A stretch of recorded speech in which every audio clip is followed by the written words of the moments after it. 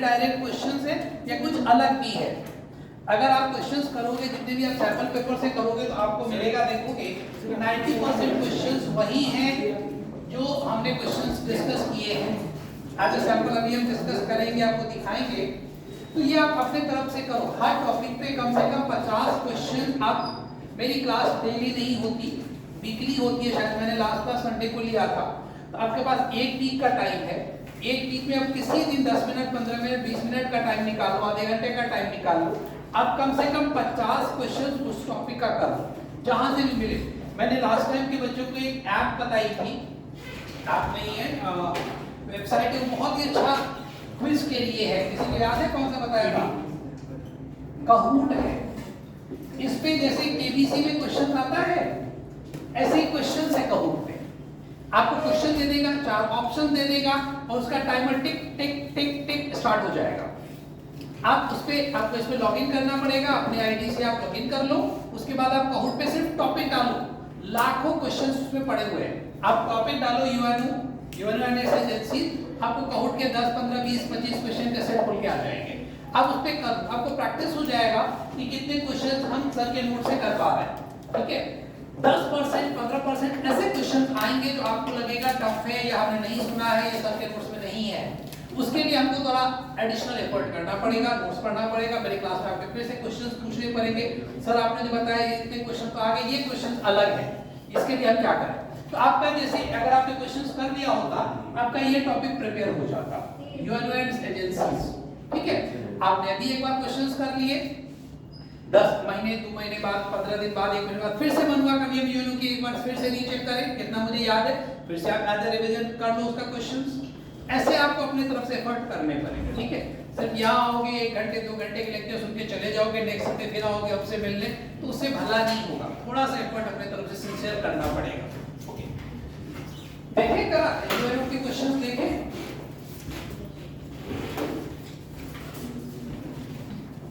देखो जरा, मैं गूगल पे देखता हूँ।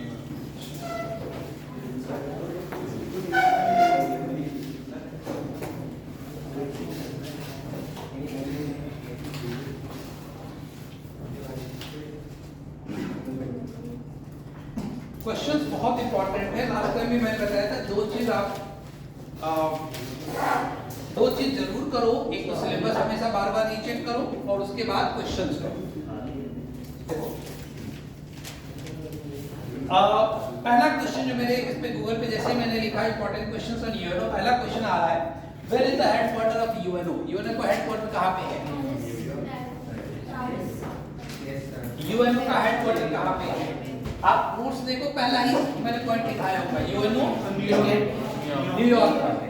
ठीक है, दूसरा क्वेश्चन इसका है, on which date UN charter was signed? अब देखो 24/10/1945। हां, अब इसमें मैंने ये एग्जैक्ट सेंटेंस नहीं लिखा है आपको यूएन चार्टर कब साइन हुआ है। मैंने आपको लिखा है यूएन कब बना है, यूएन डे कब होता है। तो वही उसी डेट को यूएन का चार्टर साइन हुआ है and UNO came into existence. UNO day होता है, कब होता है यूएनओ डे? 24 अक्टूबर 1945 को हुआ था। ठीक है, आपको ऑप्शंस मिलेंगे, आप उससे कर लोगे। थर्ड क्वेश्चन है, United Nations come into existence from which date? Repeated question है, चार्टर साइन हुआ उसी दिन एग्जिस्टेंस में आ गया। इसकी चार्टर 53 कंट्रीज ने साइन किया था। ठीक है, मैंने बताया था last time including India. India was the founding member of UN. ठीक है, इसके बाद अगला है, what are the aims of United Nations? Peace and security. UNO का सबसे इंपॉर्टेंट काम है जिसमें यूएनओ बना है, दुनिया में शांति और सुरक्षा व्यवस्था मेंटेन करने के लिए, maintain piece and security. 4 options में से आपको एक मिलेगा, टिक कर दोगे। ये 4 क्वेश्चंस मेरे इस पे है, मेरे नोट्स से। आगे क्वेश्चंस देखो, तो आपको अपनी तरफ से कम 50-60 हर टॉपिक पे क्वेश्चंस करना चाहिए। अब इसका देखो, व्हेन वाज यूएनओ एस्टैब्लिश्ड? पहला क्वेश्चन दूसरे का है, 24 अक्टूबर 1945। Where is the headquarter situated? Same question है, what is the number of its present members? 193 मैंने लिखाया हुआ है, देखो। लास्ट कंट्री कौन थी? साउथ सुडान थी। South Sudan was the last member, 193rd member. ठीक, तो ये 53 से इसकी जर्नी स्टार्ट हुई थी। 1945 में 53 कंट्रीज थे जिन्होंने इसका चार्टर साइन किया था, उससे बढ़ते बढ़ते 193 तक पहुंच गया। What are the functional language of UNO? UNO की लैंग्वेज मैंने कितनी बताई? 6 बताई। किसी को याद है 6 लैंग्वेज? देखिए नहीं, जो देख लोगे वो नहीं बोलोगे, जो देख लोगे वो नहीं बोलोगे। हाँ, English, Russian, Spanish, French, Chinese, Arabic. हो गए 6? Yes sir. तो 6 लैंग्वेजेस हैं। Describe the UNO flag. UNO का फ्लैग कैसा है?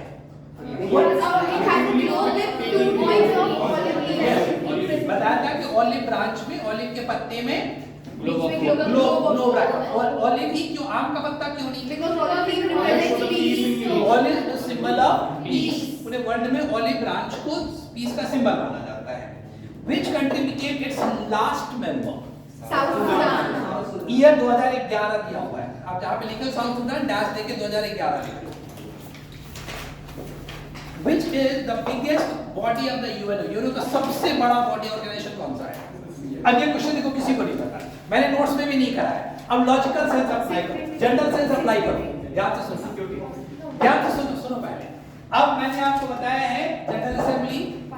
अब देखो ये क्वेश्चन मुझे भी नहीं पता, कैसे क्वेश्चंस के आंसर निकालते हैं ये ध्यान से सुनना। जनरल असेंबली मैंने आपको बताया, सिक्योरिटी काउंसिल बताया, मैंने आपको बताया है ट्रस्टीशिप काउंसिल, तुमने कहा खत्म ही हो गया है, ठीक है। उसके बाद economic and social council, ICJ और सेक्रेटेरिएट, ठीक है। सेक्रेटेरिएट हमने बताया था ये एडमिनिस्ट्रेटिव विंग है, कोई मतलब नहीं है। इसका हमने नंबर आपको लिखा है 54, इसका लिखा है हमने 5 + 10, और इसमें हमने कहा था कि इसमें सारे मेंबर पार्टिसिपेट करते हैं। अब देखो जब करोगे थोड़ा सा लॉजिक आपको अप्लाई करना पड़ेगा क्वेश्चंस करने के लिए, एग्जैक्ट वर्ड टू वर्ड नहीं मिलेगा। हमने आपको सारी चीजें बताई। आईसीजे में हमने बताया 15 जज होते हैं, ये बताया था ना। तो अगर आपको ये पता है, आपने पढ़ा है, ध्यान से सुना है, तो सिंपली आप निकालोगे कि सबसे बड़ा बॉडी उसका जनरल असेंबली है। उसमें 193 मेंबर होते हैं, मैंने बताया था सारे कंट्री पार्टिसिपेट करती है। एक कंट्री से कितने लोग आ सकते हैं? कितने लोग आ सकते हैं एक कंट्री से पार्टिसिपेट करने? डिबेटेड 5। वोटिंग कितने कर सकती है कंट्री से? 1। ठीक, तो आपको यहां से आंसर निकल आया कि सबसे बड़ा बॉडी उसका जनरल असेंबली है, और यही उसका लॉ मेकिंग बॉडी है, उसके लिए पूरे वर्ल्ड के लिए लॉ बनाती है। How many times the conference of general assembly takes place? साल में कम से कम एक मीटिंग जरूरी होता है जनरल असेंबली का, सितंबर महीने में होता है, ठीक है। एक मीटिंग जरूरी है, अगर इमरजेंसी है, कोई ऐसी टॉपिक है तो उसकी 2-3 मीटिंग हो सकती है। Okay, who is the president of general assembly? General assembly का प्रेसिडेंट का नाम मैंने लिखाया है, वो पूरे यूएनओ के चेयरमैन। क्वेश्चन है वो जो है एंटोनियो गुटेरेस जो पोर्चुगल के हैं, वो पूरे यूएनओ के चेयरमैन, पूरे यूएनओ का हेड है, सेक्रेटरी जनरल है। क्वेश्चन ये नहीं पूछ रहा है, क्वेश्चन पूछ रहा है जनरल असेंबली का, ठीक है। आप देखो मैंने नोट्स में लिखाया हुआ है, कौन बनने वाला है ये भी मैंने लिखाया हुआ है, वही लिखाया हुआ है। Next, how many members does the security council UNO have? How many members does the security council have? 15 members. अब अगर क्वेश्चन में देखो ट्विस्ट कर दे, क्वेश्चन पूछ रहा है how many members security council has, answer क्या 15। अगर ये पूछे कि how many permanent members security council has, 5। How many non permanent security member has, 10। किसी को इस 5 का नाम याद है परमानेंट मेंबर्स का? Yes sir. यूएस, ब्रिटेन, कोई नहीं बोलेगा, कोई नहीं बोलेगा, कोई नहीं बोलेगा, please. France, Russia, China. Good, मैंने बताया था एक अमेरिकन कंट्री है, 3 यूरोपियन कंट्री है और एक एशियन कंट्री है। नेक्स्ट, उसका नाम भी पूछा जो अभी पूछे आपसे। टेम्परेरी मेंबर्स ऑफ यूएनओ कितने होते हैं? टेम्परेरी मेंबर्स कितने होते हैं? टेम्परेरी मतलब नॉन परमानेंट। कितने साल के लिए होते हैं? 2 years. How many members are there for UN Economic and Social Council? Economic and Social Council में कितने मेंबर हैं? 54 मेंबर्स हैं। तो जितने भी क्वेश्चन मेरे सामने आ रहा है सब मैंने क्लास के क्वेश्चंस हैं। आप ऐसे ही कंसोलिडेट करो अपने, और जब आप करोगे तो आपका कॉन्फिडेंस लेवल भी बढ़ेगा। हाँ यार, हमको तो ये क्वेश्चन पता है। How many members are there in ICJ? 15. Who appoints these members? कौन अपॉइंट करता है आईसीजे के मेंबर्स को? General assembly. जितनी भी अपॉइंटमेंट है सब जनरल असेंबली करता है। जनरल असेंबली करता है सिक्योरिटी काउंसिल के कहने से, लेकिन करता है general assembly. Next, where is the head? अच्छा, इसमें जो है who appoint these members, answer में दिया हुआ है general assembly and security council. फिर समझ आया? सिक्योरिटी काउंसिल के कहने से जनरल असेंबली करती है। आईसीजे का मेंबर, नया मेंबर, किसी मेंबर को हटाना है, all is done by general assembly. अगर सिर्फ अगर मुझे टिक करना है general assembly and security council, I will go with general assembly, not security council. जैसे मैं आपसे पूछ एक क्वेश्चन, आपको समझ आ जाएगा। हु अपॉइंट्स जजेस, लीव जजेस, who appoints ministers in India? President on the advice of prime minister. लेकिन नाम तो प्रेसिडेंट का होगा ना। हु अपॉइंट जजेस इन सुप्रीम कोर्ट और हाई कोर्ट? प्रेसिडेंट। किसके कहने से? कॉलेजियम के कहने से। तो कॉलेजियम आंसर तो नहीं होगा ना। या तो आपको आंसर क्लियर करने के लिए बता रहा है, दोनों का नाम दिया हुआ है, लेकिन अपॉइंट जनरल असेंबली करती है।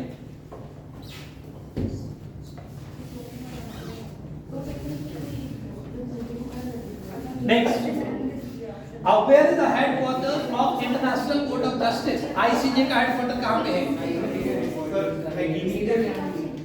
अगर गलती से नोट्स देख लेते हो क्वेश्चन पूछने के बाद तो मत बोलो। अगर आपको मेमोरी में याद है देख, अगर आपने देख लिया मेरे पूछने के बाद, then please don't answer. Yes, ICJ का हेडक्वार्टर कहाँ पे है? नीदरलैंड में एक। नीदरलैंड की कैपिटल कहाँ है? आप लोग पता है किसी को? Netherland is a country in Europe. Netherland का एक दूसरा नाम भी है, मैंने लास्ट टाइम बताया था, हॉलैंड। नीदरलैंड की कैपिटल कहाँ पे है? राजधानी कहाँ है? राजधानी पता है ना, कंट्रीज की होती है। नीदरलैंड की कैपिटल है एम्स्टर्डम। नाम सुना है? और एक जो है वहां पे आईसीजे का हेडक्वार्टर है, इंटरनेशनल कोर्ट ऑफ जस्टिस का हेडक्वार्टर नीदरलैंड की एक शहर में है। Name the some specialized agencies and their day of foundation along with their headquarters. Specialized agency जो मैंने आपको लिखाया था, UNESCO, UNO, UNICEF, all that, उसका नाम पूछ रहा है। जैसे डब्ल्यूएचओ का फाउंडेशन डे कब होता है? दिखाया हुआ है 7 अप्रैल को। हर साल वर्ल्ड हेल्थ डे मनाया जाता है। 7 अप्रैल 1948 को बना था।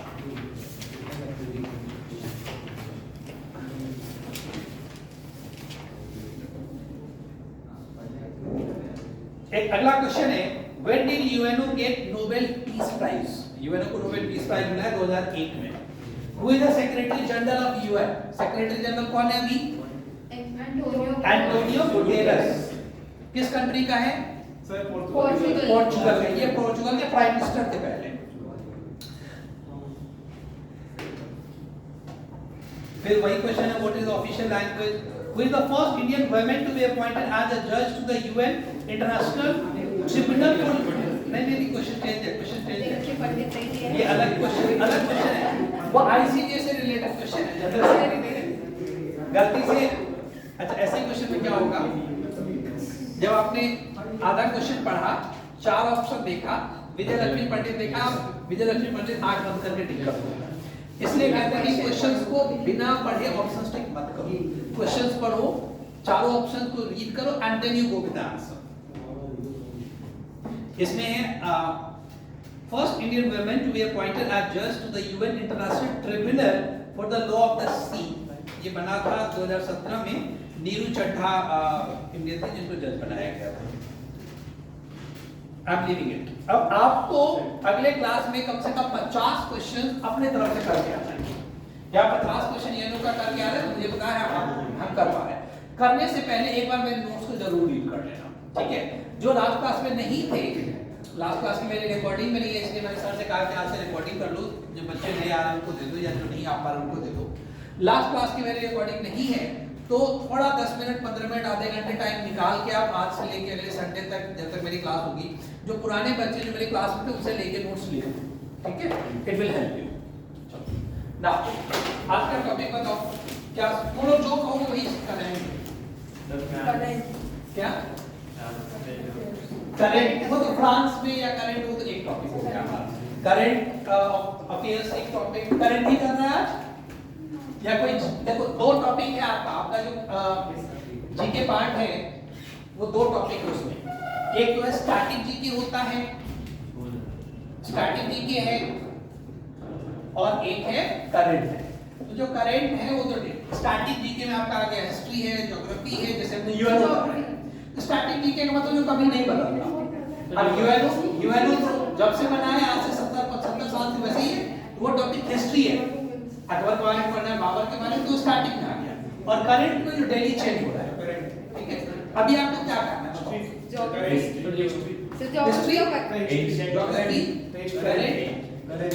It is up to you. Sir geography और करंट हिस्ट्री करना है, ऐसा करना थोड़ी देर हिस्ट्री कर लेते हैं, फिर करंट। जब कहोगे, देखो 1 बज रहा है, 2 बजे तक की मेरी क्लास है, मैं स्टार्ट कर रहा हूँ हिस्ट्री, जब आप कहोगे हिस्ट्री रोक के मैं करंट पे आ जाऊंगा, ठीक है।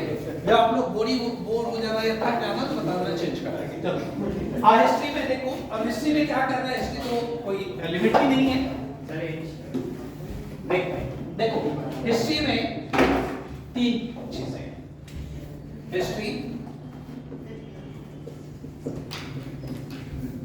एंशिएंट हिस्ट्री, मेडिवल हिस्ट्री और मॉडर्न हिस्ट्री। क्या करूं बताओ?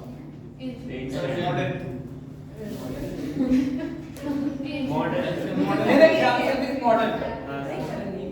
मॉडर्न एंशिएंट बहुत बोरिंग है, मेडिवल से ज्यादा बोरिंग नहीं, वैसे मेरे लिए बोरिंग कुछ भी नहीं है और आपको भी नहीं बोरिंग लगेगा, बट इसमें लगेगा आपको बहुत सारी चीजें आपने सुना है, आपको पता है, ठीक है। एंशिएंट भी है, थोड़ा सा मॉडर्न कह दिया, मॉडर्न या मेडिवल करोगे? सर मॉडर्न कर तो सीधे डालो मॉडर्न हिस्ट्री। मॉडर्न हिस्ट्री, अब इंडिया का मॉडर्न हिस्ट्री कब से स्टार्ट होता है, किसी को पता है? 1987। देखो एंशिएंट हिस्ट्री इंडिया का मैंने पहले अपनी प्रीवियस क्लासेस में लिखाई हुई है। इंडिया का जो एंशिएंट इंडियन हिस्ट्री है, बेसिकली आप लोग पढ़ते हो आईबीसी से, ठीक है।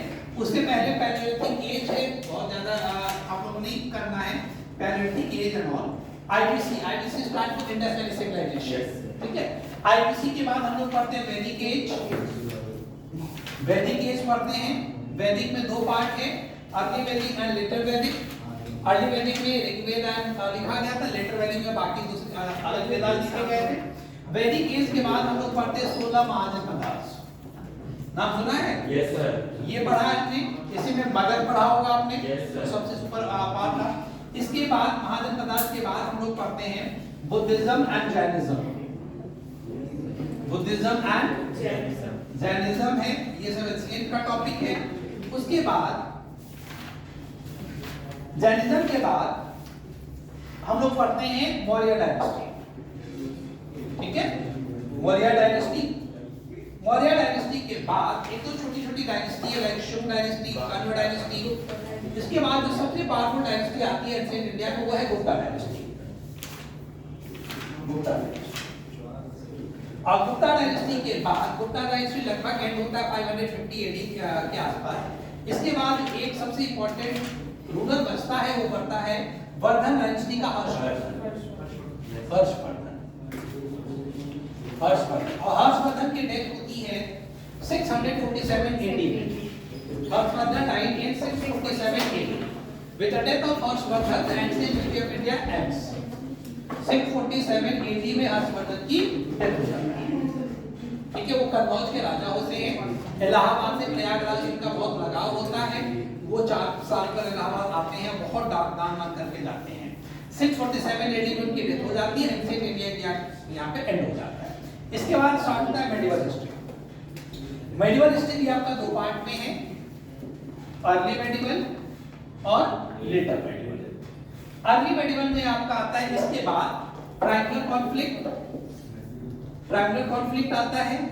इसके बाद इसी में आप लोगों ने सुना होगा महमूद गजनवी का आक्रमण, सुना है?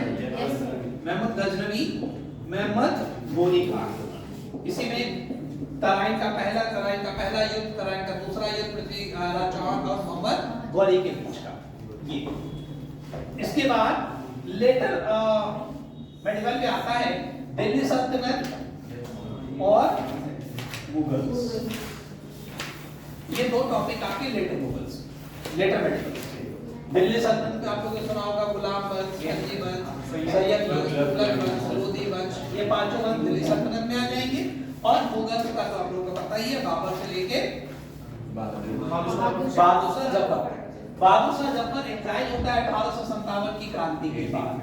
1857 में बहादुर शाह जफर को इंडिया से बाहर भेज दिया जाता है, 1857 की क्रांति। तो मॉडर्न हिस्ट्री जो इंडिया की है उसकी स्टार्टिंग बहुत सारे हिस्टोरियन मानते हैं 1857 के बाद, 1857 से मानते हैं, ठीक है।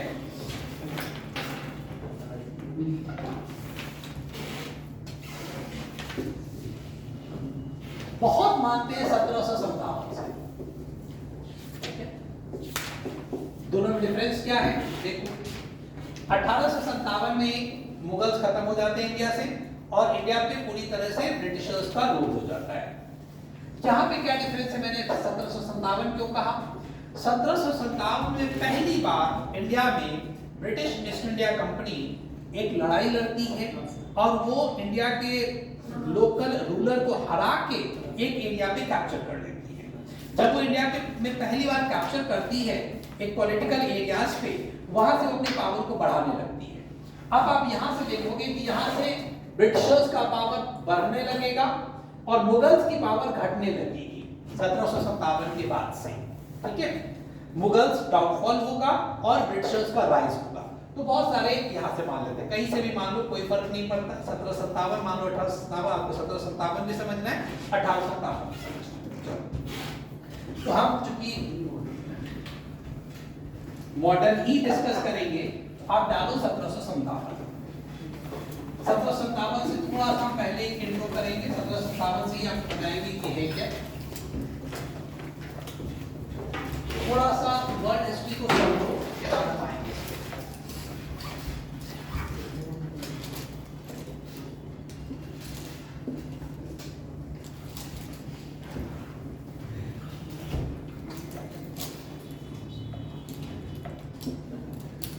ये मैंने क्या बनाया, लगभग वर्ल्ड मैप बनाया, मेरी आप अच्छी नहीं है। तो आप इमेजिन करो ये एशिया है, ये ऐसे ही है ना लगभग, नीचे से को मतलब नीचे से को मतलब देखो लगभग ये पूरा वर्ल्ड है। पहले यहाँ पे इंडिया है, यहाँ पे चाइना है। ये दोनों country India and China world की सबसे रिचेस्ट कंट्री हुआ करती थी। ये मैं आपको बात बता रहा हूँ मेडिवल टाइम में, लगभग 1400-1500 के आसपास, एडी के आसपास वर्ल्ड की सबसे रिचेस्ट कंट्री थी। क्यों थी रिचेस्ट कंट्री? क्योंकि दुनिया इसके बारे में नहीं जानती थी, ये अननोन प्लेसेस था। दुनिया इसके बारे में नॉर्थ अमेरिका, साउथ अमेरिका वगैरह में जानते ही नहीं। दुनिया को पता सिर्फ ये था, ठीक है। इसमें इंडिया और चाइना से बहुत व्यापार होता था। यूरोप को जाता क्या था, सबसे ज्यादा यहाँ से जाता था सिल्क, और इंडिया से जाते थे स्पाइसेस, कपड़े, ठीक है। यहाँ से चाइनीज पॉटरीज, सिल्क जाता था, चाइनीज पॉटरी जाता था, इंडिया से मसाले जाते थे, टेक्सटाइल जाते थे, और बदले में ये जाता कहाँ था, यूरोप और नॉर्थ अफ्रीका, यहां तक आता था। रास्ता क्या था, यहाँ से माउंटेन को क्रॉस करके, डेजर्ट को क्रॉस करके यहाँ से ट्रेड होता था। बहुत सारे यूरोपियन व्यापारी आते थे, हमारे यहाँ से सामान ले जाते थे और यहाँ पे जाके बेचते थे और बहुत प्रॉफिट कमाते थे। बहुत प्रॉफिटेबल था ये ट्रेड। ये इधर से भी जाते थे, सी रूट से भी जाते थे, ठीक है। सी रूट से जाने के लिए इनको ऐसे जाना पड़ता था, नहीं सॉरी, इसको छोड़, ये ऐसे नॉर्थ ईस्ट इधर भी कंट्रीज है, ठीक है, इधर भी ट्रेड होते हैं, इधर भी ट्रेड होते हैं, इंडोनेशिया है, मलेशिया है, थाईलैंड है, सिंगापुर है, सो ऑन। ये ट्रेड होता है। अफ्रीका तो ये लैंड रूट हमें बनाएगी ऐसे होगा। ऊपर आप इजिप्ट से आप जैसे ही क्रॉस करोगे सऊदी अरेबिया के बाद इजिप्ट लग जाता है। सऊदी अरेबिया एशिया में है और यहाँ पे इजिप्ट है, पूरा लैंड कनेक्ट है। यहाँ पे सुएज कैनाल बना हुआ है, 1869 में सुएज कैनाल बनाया के बाद यहाँ पे एक चेंज क्या हुआ 1453 में, डेट देखना, क्रीमिया वॉर होता है, ठीक है, और इसके बाद इस बड़े एरिया पे ऑटोमन टर्क्स ने कैप्चर कर लिया, एक टर्क्स मुस्लिम एम्पायर बन गया इस एरिया में। इसने पूरे लैंड रूट पे जितना भी रास्ता था उस पे इसका कंट्रोल हो गया। ये लोग मैक्सिमम यूरोपियन जो थे वो क्रिश्चियन थे, ये चूंकि मुस्लिम एम्पायर आ गया, ऑटोमन टर्क्स एक बहुत बड़ा एम्पायर था वर्ल्ड का, इसने इस पूरे एरिया में कैप्चर कर लिया, इंक्लूडिंग यहाँ तक पूरा यूरोप और सबके कैप्चर कर लिया। अब ये जो ऑटोमन टर्क्स डायनेस्टी थी, रूलर था, ये इन लोगों से, व्यापारी से, बिजनेसमैन से हाई टैक्सेस वसूलने लगे कि मेरे एरिया से जाओगे तुमको टैक्स चाहिए, बहुत ज्यादा टैक्स वसूलने लगे। जब टैक्स ज्यादा देने पड़ेगा तो इनका प्रॉफिट कम हो जाएगा व्यापारी का। तो यहाँ के राजाओं ने, यहाँ के व्यापारियों ने कहा कि इंडिया और चाइना के लिए अलग रास्ता खोजो ताकि हमको इनके टेरिटरी से ना जाना पड़े। And thus the exploration started 1450 के बाद से यहाँ से एक्सप्लोरेशन स्टार्ट हुआ इंडिया के लिए रास्ता खोजने के, और इसी में एक यहाँ से इंडिया आया ना, यहाँ से जो एक्सप्लोरेशन गया तो दो एक्सप्लोरेशन में भेजा गया, एक आप लोगों ने सुना होगा वास्को डी गामा और दूसरा कोलंबस, क्रिस्टोफर कोलंबस। इन दोनों से कहा गया कि इंडिया खोजो। अब वास्को जब कैंपस तो था नहीं, इंस्ट्रूमेंट तो था नहीं, इतना जीपीएस सीपीएस सिस्टम तो था नहीं। अब वास्को डी गामा इधर से घूमते घूमते इस एरिया को कहते हैं Cape of Good Hope, South Africa का टिप है, यहाँ आते हुए फिर यहाँ पे ये पहुंचा, ईयर था 1498 और ये यहाँ पहुंचा और यहाँ पे इसको कई सारे एरिया दिखे, आइलैंड दिखे, और ईयर वाज 1492। इसने कहा मुझे इंडिया मिल गया, किसने? क्रिस्टोफर कोलंबस ने 1492। पता ही नहीं है, कंपास नहीं है, जीपीएस नहीं, कुछ भी नहीं है, किस दिशा में जा रहा है वो भी नहीं पता है। इसने 1492 में क्लेम किया कि मुझे इंडिया मिल गया। 6 साल बाद इसने कहा मुझे इंडिया मिल गया। अब ऐसा तो नहीं हो सकता ना, दोनों को मिले। तो ये पता चला कि ये रियल इंडिया है और ये जो है वो इंडिया नहीं है, तो इसका नाम रख दिया गया वेस्ट। पहले तो वेस्ट इंडिया जो वेस्ट में मिला, यही बाद में वेस्ट इंडीज बन गया। ये वेस्ट इंडीज है, यहां से ये लोग अमेरिका गए, ठीक, तो इनको अमेरिका की खोज हुई 1492 में। ये आए थे केरला में, उस टाइम केरला का राजा था कोमोरिन, उनके दरबार में आए थे 1498। अब कहते हैं जो शिप लेके वास्को डी गामा इंडिया आया था 1498 में, वो इंडिया आया, आने में बहुत टाइम लगा होगा, महीनों लगा होगा, हो सकता है सालों लगा हो। यहां से आने में शिप से, ये बहुत टफ जर्नी है, आसान नहीं है। अब आसान लग रहा है लेकिन अभी भी आसान नहीं है। पूरे अटलांटिक को क्रॉस करके, पूरे इंडियन ओशन को क्रॉस करके आना सालों लगा होगा एक जर्नी में। जब यहां से वास्को डी गामा वापस गया तो वो अपने शिप पे स्पाइसेस लेके गया, मसाले लेके गया, और उस मसाले को जब उसने यूरोप में रीसेल कर दिया, बेच दिया, तो कहते हैं कि उसको टोटल जर्नी का कॉस्ट निकाल के 65 टाइम्स प्रॉफिट हुआ। 65 गुना ज्यादा, सारा खर्चा निकाल के, शिप की सारी जर्नी का खर्चा वर्चा निकाल के 65 गुना ज्यादा प्रॉफिट वास्को डी गामा को हुआ। और वास्को डी गामा था किस कंट्री का? Portugal. He was a Portuguese, ये पोर्चुगीज था। तो जब देखा तो यहाँ से इंडिया का और पोर्चुगल का व्यापार स्टार्ट हो गया। अभी भी अगर आप जाओगे, गोवा जाओगे, तो गोवा में बहुत सारे पोर्चुगीज मिलेंगे। अभी आज की डेट में जो पोर्चुगल का प्राइम मिनिस्टर है वो गोवा बॉर्न है। तो पोर्चुगल का और गोवा का बहुत कनेक्शन है, और गोवा सबसे लास्ट में आजाद हुआ है 1963 में, 1963 में पोर्चुगीज से। तो यहाँ पे पोर्चुगल का व्यापार बढ़ने लगा। पोर्चुगल को देख के यूरोप के दूसरे कंट्रीज का, यार पोर्चुगल तो बहुत प्रॉफिट कमा रहा है इंडिया से, हम भी करते हैं। तो पोर्चुगल को देख के डच आए, यहाँ पे डच लोग भी आ गए। डच के बाद फ्रेंच आए, फ्रेंच भी आ गए और फ्रेंच के बाद ब्रिटिशर्स है। इंडिया में 4 कंट्रीज आ गई। कौन कौन सी कंट्री? ये सारे कंट्रीज जब इंडिया आ गए क्या करने? व्यापार के, और ये नए रास्ते से आए। ठीक है, जब 4 आ गए तो इंडिया का प्रॉफिट तो चारों में बढ़ जाएगा। बढ़ेगा कि नहीं बढ़ेगा? इंडिया से पहले तो सिर्फ मान लो पोर्चुगीज करते थे तो ज्यादा प्रॉफिट कमाते थे। तो अब इंडिया में लड़ाई होने लगी। किसके किसके बीच? Dutch, Portuguese, French and British. जो ब्रिटिश ईस्ट इंडिया कंपनी बनी वो 1600 में बनी है। 1600 की बनी है। तो लगभग आप देख लो 1500 के आसपास व्यापार शुरू हो गया था इस रूट से। 1498 मैंने लिखा था वास्को डी गामा का इंडिया अराइवल। 1498 ये लगभग 1500 है। अगले 100 साल में चारों देश इंडिया से व्यापार करने लगे। अब इंडिया का जो व्यापार है वो बढ़ने लगा, प्रॉफिट बढ़ने लगा। अब इन चारों में कंपटीशन स्टार्ट हो गई।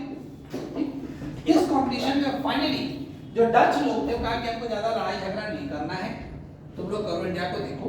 ये इंडिया छोड़ के चले गए इंडोनेशिया। कहां चले गए? इंडोनेशिया। और Indonesia was a Dutch colony. ये डच का था। जिसने 10 सीबीएसई से पास, कितने लोग 10 सीबीएसई वाले हो? 10 सीबीएसई में एक चैप्टर था जावा रिवोल्ट, याद ही नहीं हुआ तुमको? Forest society and colonialism chapter का नाम था, जिसमें बस्तर रिवोल्ट था और जावा रिवोल्ट था इंडोनेशिया का। तो Indonesia was a Dutch colony, वो डच थे। ये पूरी तरह से यहाँ आ गए। अब इंडिया में बच गए ये तीनों। पोर्चुगीज बहुत बड़े प्लेयर नहीं थे, ये अपने आप को सिर्फ वेस्ट के थोड़े से एरिया में गोवा और केरला के आसपास लिमिट कर लिए। अब इंडिया में बच गए ये और ये। कौन कौन? ब्रिटेन और फ्रांस। और ब्रिटेन और फ्रांस वैसे ही दोस्त थे जैसे इंडिया और पाकिस्तान थे। यूरोप थे वैसे ही दोस्त थे, जैसे हम इंडिया पाकिस्तान दोस्त हैं ना। Yes sir. वैसे ही रिश्ता इनका यूरोप में था, बिल्कुल दोनों पास में। अगर आप इनको यूरोप में देखोगे तो ये फ्रांस है, ये जर्मनी है, यहाँ पे इंग्लिश चैनल है, और ये ब्रिटेन है। बिल्कुल सटा हुआ है। इंग्लिश चैनल था, दोनों सेपरेट है। दोनों में हमेशा लड़ाई होती रहती है और डोमिनेंस को लेके। यही दो बड़े कंट्री थे यूरोप में, दोनों यूरोप को कंट्रोल करना चाहते हैं, तो हमेशा दोनों में लड़ाई होती रहती है। कई सारी लड़ाई हुई है। 7 इयर्स वॉर हुआ है, 100 इयर्स वॉर हुआ है, वॉर ऑफ रोजेस हुए हैं। हर 2-4-10 साल पे लड़ते रहते हैं दोनों। अब ये लड़ाई यहां भी आ गई। ब्रिटेन फ्रांस यहां भी लड़ने लगे। इतने बड़े दुश्मन थे दोनों, इतने बड़े, आपने नाम सुना होगा, देखा होगा। जब अमेरिका की वॉर ऑफ इंडिपेंडेंस चल रही थी, अमेरिका में जब आजादी की लड़ाई चल रही थी 1764 में, अमेरिका किसकी कॉलोनी थी? Sir British. वो ब्रिटेन के अंडर में था। तो फ्रांस वालों ने अमेरिका वालों को पैसे दिए, अस्त्र शस्त्र दिए, लड़ने के लिए कि जाओ लड़ो ब्रिटेन से, हम तुम्हारे साथ हैं। सर एक बुक भी बनी थी, मतलब the tale of two cities, इन्हीं दोनों। हाँ, इन्हीं दोनों में बनी है। तो अच्छा, उस टाइम फ्रांस की स्थिति बहुत खराब थी। अगेन आई एम रिपीटिंग, जिसने 9th सीबीएसई से 9th किया है, 9th में चैप्टर था French revolution, rise of Germany भी चैप्टर था उसमें। ठीक है, उसमें दिया हुआ है फ्रेंच रेवोल्यूशन में कि ब्रिटेन की, फ्रांस की अपनी स्थिति खराब थी, लेकिन वो पैसा दे रहा था किसको? अमेरिका को। अस्त्र शस्त्र दे रहा था किसको? अमेरिका वालों। क्यों? कि लड़ो, ब्रिटेन को परेशान करो। जैसे पाकिस्तान वाले अपने खाने के लिए नहीं है, आटा नहीं है, लेकिन अभी भी आतंकवादी की फंडिंग चल रही है। अभी वो पैसे दिए पड़े आतंकवादी को, ट्रेनिंग दे रहे, अस्त्र दे रहे, क्योंकि परेशान कर इंडिया को। तो अब ये लड़ाई, जब भी यहाँ लड़ाई होती थी, उसका रिफ्लेक्शन इंडिया में आता था। इंडिया में इन दोनों में 3 लड़ाइयां हुई हैं। 3 लड़ाइयों, जिसको कहते हैं कर्नाटक का फर्स्ट वॉर, सेकेंड वॉर और थर्ड बैटल ऑफ कर्नाटक। जो कर्नाटक का तीसरा लड़ाई हुई है वो हुआ है 1700, इसका डेट अपना एक कंफर्म करते हैं, 61 या 64 है। कर्नाटक की तीसरी लड़ाई हुई है 1764 ईस्वी में फ्रांस और ब्रिटेन के बीच में, और इस लड़ाई में फ्रांस हार गया और ब्रिटेन जीत गया। तो फाइनली 1764 के बाद यूरोप की सारी कंट्रीज खत्म, सिर्फ इंडिया में एक पावर बच गया। कौन सी? ब्रिटेन। इस लड़ाई को कहते हैं battle of Karnataka, third battle of Karnataka या बैटल ऑफ व्लादिवोस्टोक। लिख लो, battle of Karnataka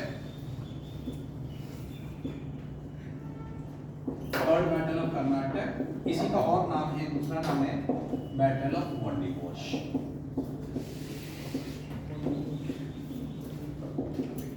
between Britain and France. Britain defeated France finally from India. देखो, third battle of Karnataka,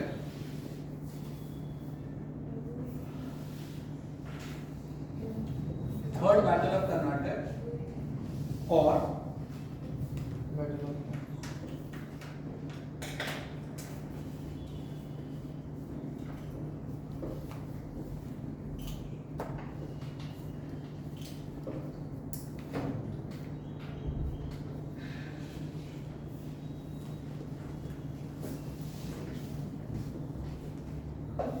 Sir, this is WAM or N? वोंडीबोश, WANDIWASH।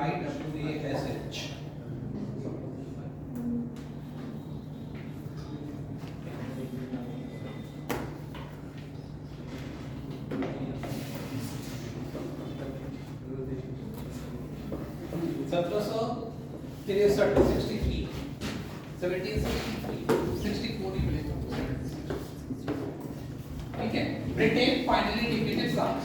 तो Europe की सारी power खत्म, India में Britain बच गया। अब इंडिया की और क्या स्थिति है उस टाइम? अब इसके बाद आपको पूरा ब्रिटेन समझ आएगा कि कैसे ब्रिटेन इंडिया में पावरफुल बनता चला गया और इंडिया की पावर कमजोर होती चली गई।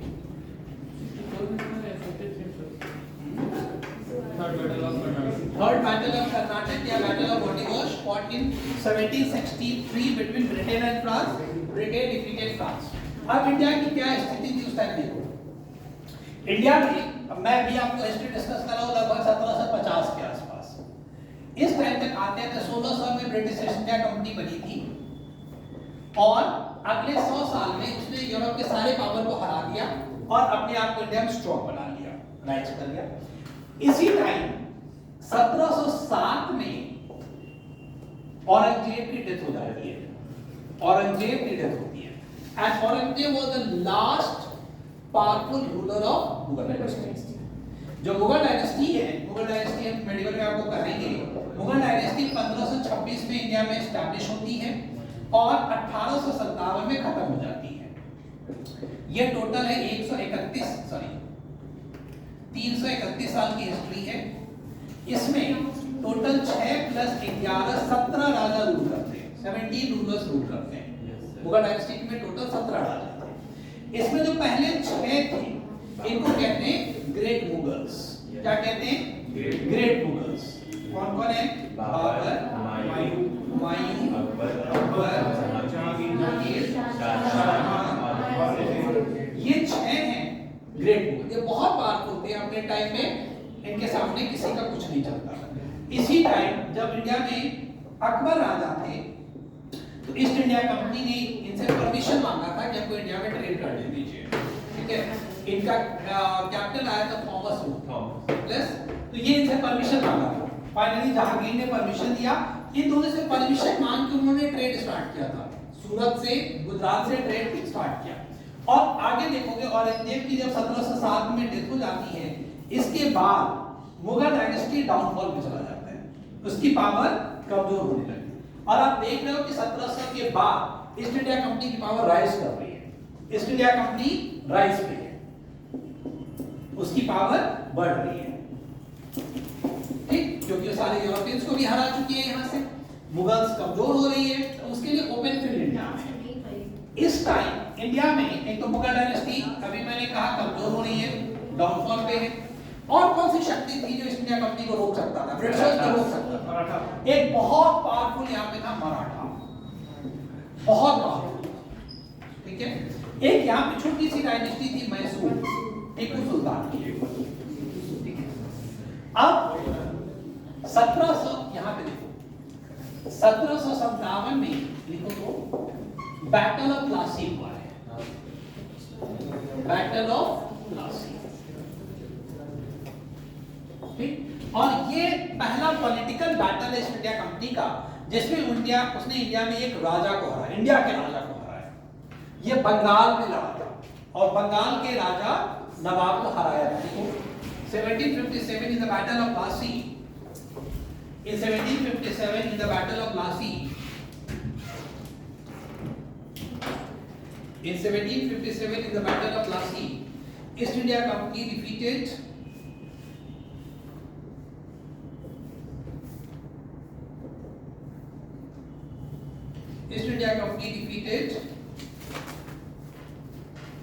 Nawab of Bengal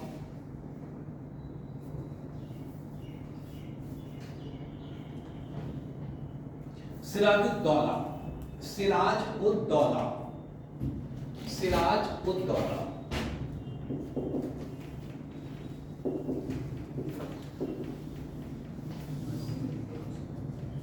सिराजुद्दौला उस टाइम बंगाल के नवाब थे। क्यों एक यहाँ पे नाम लिख लो। ब्रिटिशर्स ने जब इनसे परमिशन मांगा कि हमको आप ट्रेड करने दीजिए, तो इन्होंने ट्रेड करना अलाउ किया। एक कंडीशन रखा था कि आप ट्रेड तो कर सकते हैं, आप अपने एरिया की फोर्टिफिकेशन नहीं कर सकते, आप किलेबंदी नहीं कर सकते। किलेबंदी का मतलब है कि आप के एरिया में अटैक करना हो जाएगा, सर्च करना। इसके आदेश को वायलेट करते हुए लोगों ने फोर्ट विलियम बना लिया। यहाँ पे लिख लो, इस फोर्ट का नाम पूछा जाता है फोर्ट विलियम का किला बनाया है यहाँ पे। जिस किले को रोकने के लिए सिराजुद्दौला ने ऑर्डर दिया, ब्रिटिशर्स ने नहीं माना, तो दोनों में लड़ाई हुई। ठीक, और इस लड़ाई में सिराजुद्दौला हार गया। हारने के बाद पहली बार ईस्ट इंडिया कंपनी ने इंडिया की एक ज्योग्राफिकल एरिया बंगाल पे कैप्चर कर लिया। और यह बंगाल इनके लिए बहुत अच्छा लकी साबित हुआ, क्योंकि बंगाल का जो प्लेन है बहुत ही फर्टाइल था, बहुत अच्छी खेती होती थी, बहुत अच्छा एग्रीकल्चर होता था। तो बंगाल से इनको पूरे इंडिया में फैलने में आसानी हो गया। ठीक, लिखा।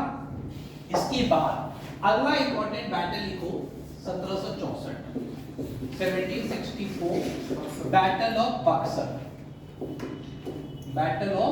बक्सर।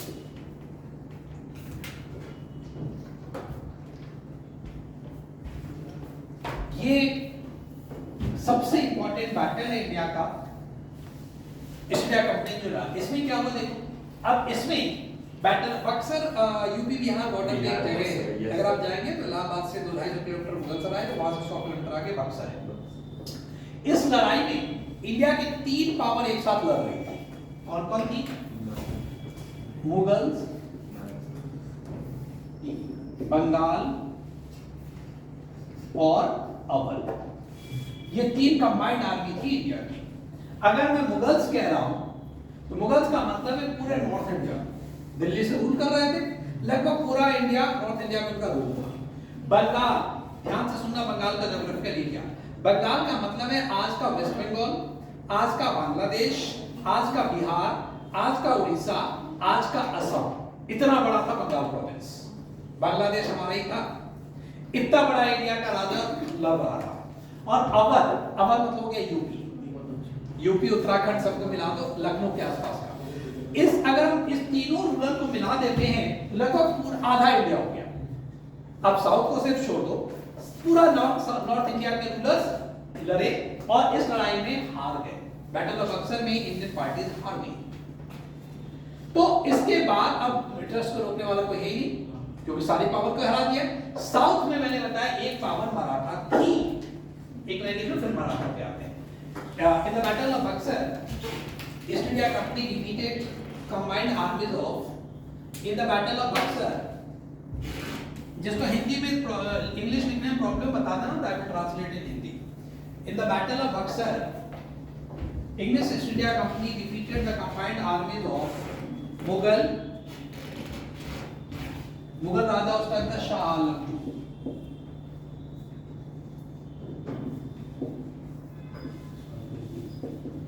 बंगाल नवाब शुजाउद्दौला,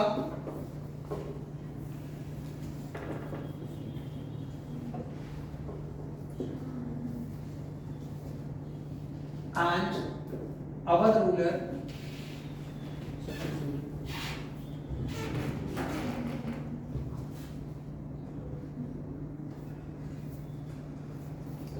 बंगाल रूलर लिखा है मैंने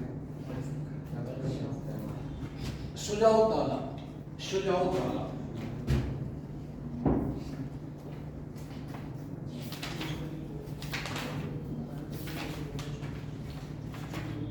एक सेकंड सॉरी, ये जो शुजाउद्दौला ये अवध का नवाब है और उसमें बंगाल के नवाब थे Mir Qasim.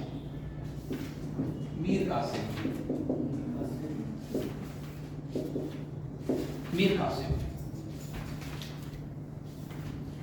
In the Battle of Buxar 1764, British East India Company defeated three combined armies of Mughals led by Shah Alam II, Bengal Nawab Mir Qasim and Awadh Nawab Shujaudullah। ठीक है, ये हार गए। इसके बाद इलाहाबाद की संधि हुई थी। इलाहाबाद संधि से अवध से लेके अवध और ब्रिटिश की रिलेशन बहुत अच्छे हो गए थे इलाहाबाद संधि के बाद। अब देखो साउथ की क्या कंडीशन है। मैंने बताया मराठा बहुत पावरफुल यहाँ पे। मराठा 1761 में 1761 में पानीपत की तृतीय लड़ाई हुई, third battle of Panipat was fought between Maratha and Ahmad Shah Abdali। Last year movie आई थी पानीपत, किसी ने देखी? 17 हाँ, 2-3 साल पहले मूवी आई थी पानीपत। yes ये इसी मूवी के इसी स्टोरी पे बेस्ड है। yes अब इस लड़ाई में मराठा बहुत बुरी तरह हार चुका है। ऐसे हारा मराठा शक्ति खत्म। तो अब 1761 में ये भी खत्म, 1764 में ये भी खत्म। उधर फ्रांस ऑलरेडी 1763 में खत्म, मैंने लिखा था थर्ड बैटल ऑफ कर्नाटक। 1763 में यूरोपियन पावर जो फ्रांस है वो भी खत्म। इंडिया में बचा कौन? सिर्फ और सिर्फ ब्रिटिशर्स बच गए इंडिया में। सिख तो छोटी सी पावर, उसको हराना बहुत बड़ा चैलेंज नहीं था। सिख था, हमने कहा यहाँ पे टीपू सुल्तान मैसूर, आप देखोगे 1799 में ये हार जाते हैं। छोटे छोटे रूलर्स हैं, जहाँ इतने बड़े बड़े रूलर्स हार चुके हैं, छोटे रूलर्स को हराना कितनी बड़ी बात है उनके लिए। तो एक बहुत ही strong power, formidable power India में बचा ही नहीं। 1760 का जो डिकेड है, 60-70 आते आते पूरा इंडिया साफ हो गया था, सिर्फ और सिर्फ ब्रिटिशर्स थे। अब ब्रिटिशर्स के पास दो ऑप्शन था, कैसे इंडिया में रूल करें, डायरेक्ट राजा को अपने अंडर कर ले या चालाकी से रूल करें। उन्होंने दोनों फॉर्मूला अपनाया, कुछ एरिया को डायरेक्टली अपने अंडर कर लिया और कुछ चालाकी से रूल किया। ये समझ आ गया आपको यहाँ तक? 1764, 1761 का 1761 लिख लो। In 1761 in the third battle of Panipat, in 1761 in the third battle of Panipat,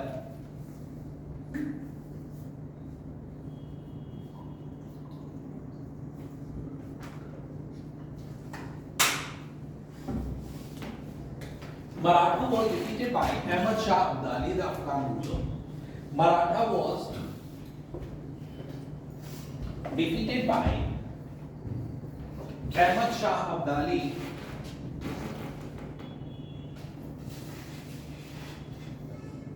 the Afghan ruler. वो अफगान के थे, अफगानिस्तान के थे। अहमद शाह अब्दाली। कौन बना था उसमें अहमद शाह अब्दाली? संजय दत्त।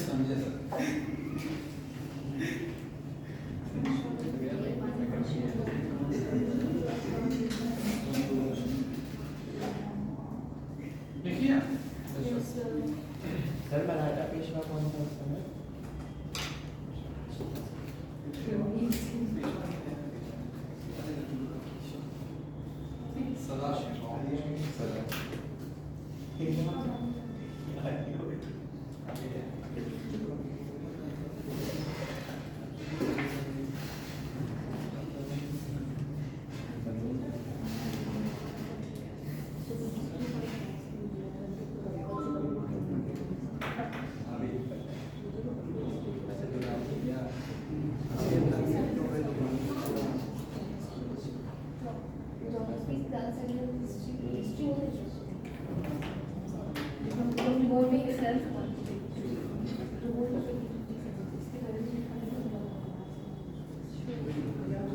डन। अब एक यहाँ पे एक ये भी लिखो, जरा एक छोटी सी हेडिंग डालो, मैसूर डालो। मैसूर पहला राजा था मैसूर का हैदर अली।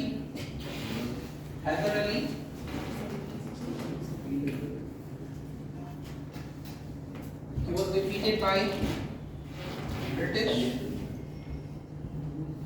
और उसके बाद उनका बेटा राजा बना था हैदर अली का, क्या नाम था? Tipu Sultan. was defeated in 1799 1799 में टीपू सुल्तान का फोर्थ बैटल ऑफ कर्नाटक होता है, फोर्थ मैसूर बैटल कहते हैं, जिसमें इसकी डेथ हो जाती है। तो Tipu Sultan died in 1799 in fourth Anglo Mysore conflict, चौथा अंग्रेज मैसूर की लड़ाई में टीपू सुल्तान। अब ये भी खत्म हो गया, टीपू सुल्तान का एरिया भी खत्म। So Tipu Sultan also died.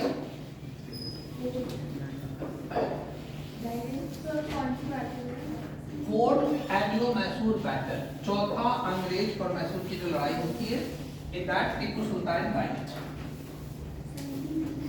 In the fourth Anglo-Mysore battle, Tipu Sultan died in 1799.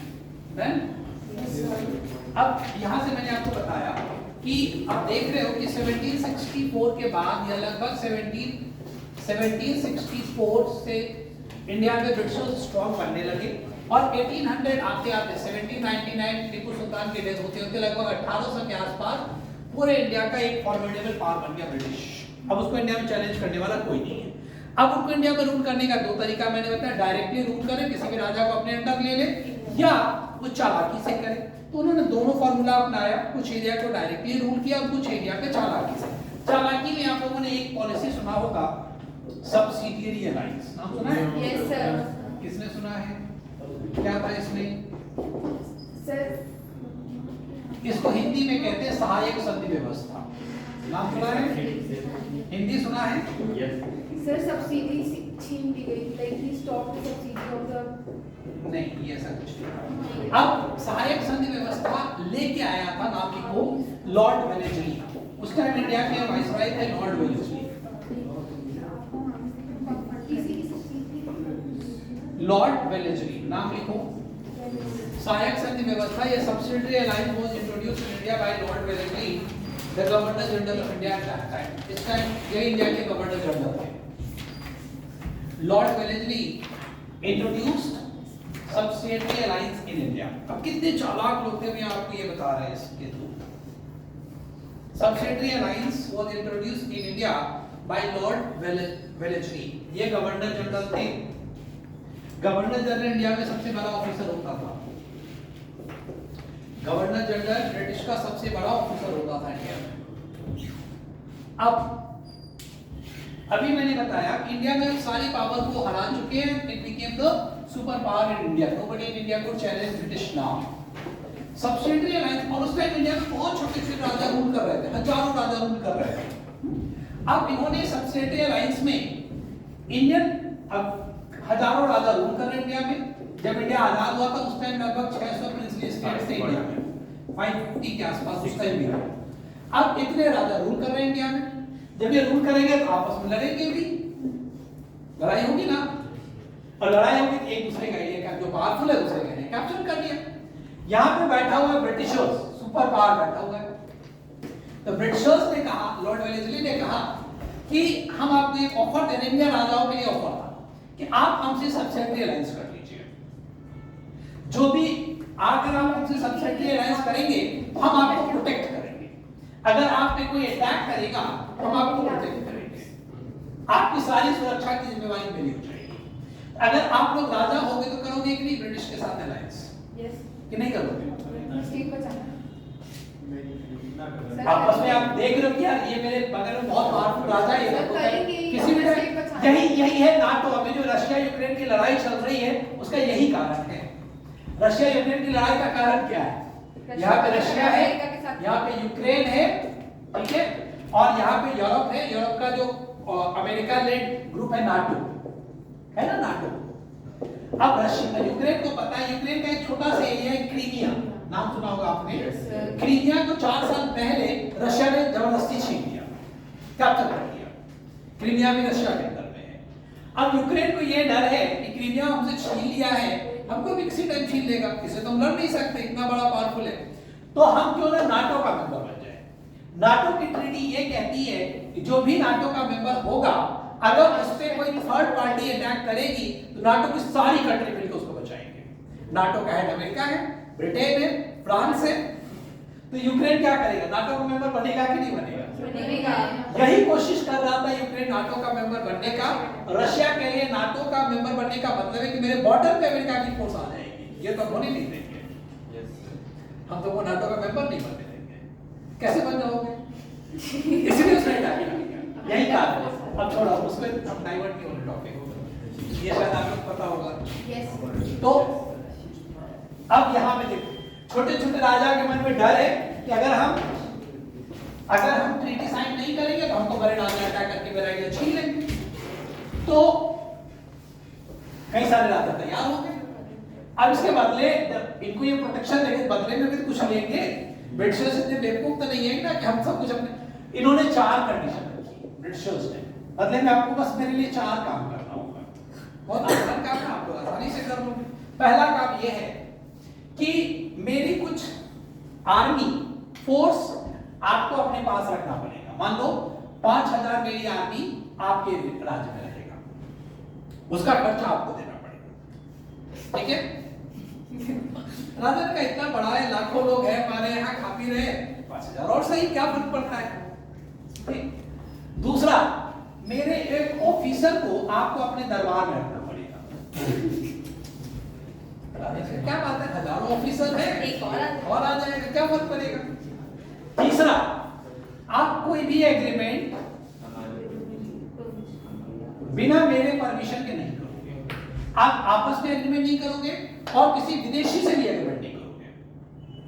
आप उनसे पूछ के करोगे, हम कहेंगे कर लेना, नहीं तो नहीं करना, ठीक है?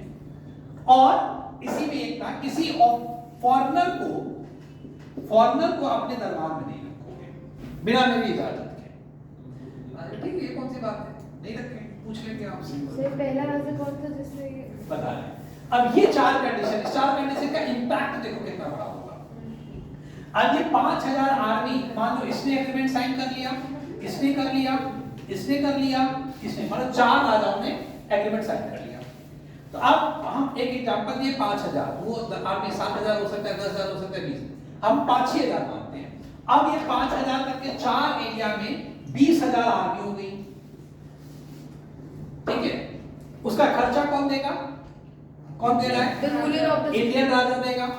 ब्रिटिशर का अपना पैसा कितना खर्च हुआ? 1 रुपए नहीं। ये 20000 आदमी बात किसकी मानेगी? इन राजा का कि ब्रिटिशर्स का? ब्रिटिशर्स का। तो बिना 1 रुपए खर्च किए मेरे पास लाखों आर्मी तैयार हो गई जो मेरी ऑर्डर मानेगा और मेरा 1 रुपए खर्चा नहीं। पहला। दूसरा, मेरा एक ऑफिसर आपके कोर्ट में, वो एक स्पाई एजेंट की तरह काम करने लगा। वो आपके दरबार की सारी सूचना हमको देगा, कौन आया, कौन नहीं आया, क्या हो रहा है, किससे मिल रहा है। ये बताया उन्होंने कि ऐसा करेगा वो। बता के अपॉइंट करेंगे क्या? एक ऑफिसर है, बैठा रहेगा अपने कोर्ट में। अब आप किसी से एग्रीमेंट नहीं करेंगे, आपकी इंटरनल पॉलिसी मेरे हाथ में आ गई। आप फॉरेनर से नहीं को हायर करेंगे, आपकी एक्सटर्नल पॉलिसी मेरे हाथ में आ गई। आप पूरी तरह से मेरे ऊपर डिपेंड हो गए, ठीक है? तो ये एक चालाकी थी। कई इंडियन रूलर्स ने इस एग्रीमेंट पे साइन किया। पहला एग्रीमेंट जिसने किया वो था हैदराबाद के नवाब, लिख लो। और ये 1798 में ही मुझे एग्रीमेंट साइन किया था। हैदराबाद साइन सब्सिडियरी लाइंस,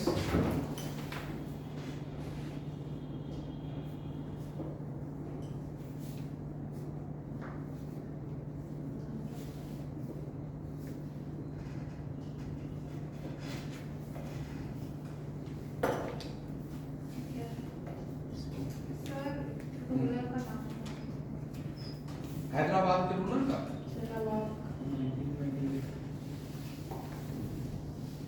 अच्छा, स्टेट लिख लो, फिर हम उसका नाम बताना। हैदराबाद ने 1798 में, उसके बाद मैसूर ने साइन कर लिया था। टीपू सुल्तान के मरने के बाद जो राजा बना उसने हैदराबाद सब्सिडियरी लाइन साइन कर लिया था। मैसूर, तंजौर, अवध, पेशवा, सिंधिया, गायकवाड़ सब ने एक तरफ से साइन कर लिया। 2-3 का नाम लिख लो, काफी है। हैदराबाद लिख लीजिए, आप मैसूर लिख चुके हो। तीसरा लिख लो अवध, जो यूपी 1801 में इसने भी सब्सिडियरी लाइन साइन कर लिया था। सिंधिया 1803 में, सिंधिया सर अवध में कब 1803 लीव। मैंने आपको सिर्फ एग्जांपल बताया, कई सारे 10 से ज्यादा राजा का एरिया है जिसने साइन किया। आपको सब्सिडी नहीं समझ आ गया कितनी चालाकी की पॉलिसी थी। इसी में एक आप लोग नाम सुना होगा, डॉक्ट्रिन ऑफ लैप्स, नाम सुना है? डॉक्ट्रिन ऑफ लैप्स, ये लिख लो, जिसको हिंदी में कहते हैं गोद हरण की नीति। बोर हो गए हो तो बता देना, हम करेक्ट पे आ जाएंगे। डॉक्ट्रिन ऑफ लैप्स ये लिख लो, तो उसके बाद हम बात कर लेंगे। जल्दी जल्दी, डॉक्ट्रिन ऑफ लैप्स हिंदी में कहते हैं गोद हरण की नीति। अब इसमें क्या था, कई सारे राजाओं जिसने सब्सिडी लाइन साइन कर लिया, फाइन, तो मेरे अंडर आ गए। कईयों पर हमने ऑलरेडी अटैक करके अपने अंडर कर लिया, फाइन। उस टाइम इंडिया में बहुत राजा ऐसे थे जिनका अपना बेटा नहीं था, और इंडिया में हमेशा ये ट्रेडिशन रहा है कि राजा लोग बेटा अडॉप्ट कर लेते थे ना, गोद ले लेते थे, और वो गोद लिया हुआ बेटा वो सारा काम राजा का करता था, उसका लास्ट फेवरलाइट करता था, प्लस उसके स्टेट का वो ओनर होता था। Use with next rule. उस टाइम बहुत सारे इंडिया में ऐसे राजा थे जिनका अपना बेटा नहीं था। इन्होंने रूल बनाया ईस्ट इंडिया कंपनी ने, जिसने बनाया उस गवर्नर जनरल का नाम देखो, Lord Dalhousie. Doctrine of lapse was introduced by Lord Dalhousie. Lord Dalhousie.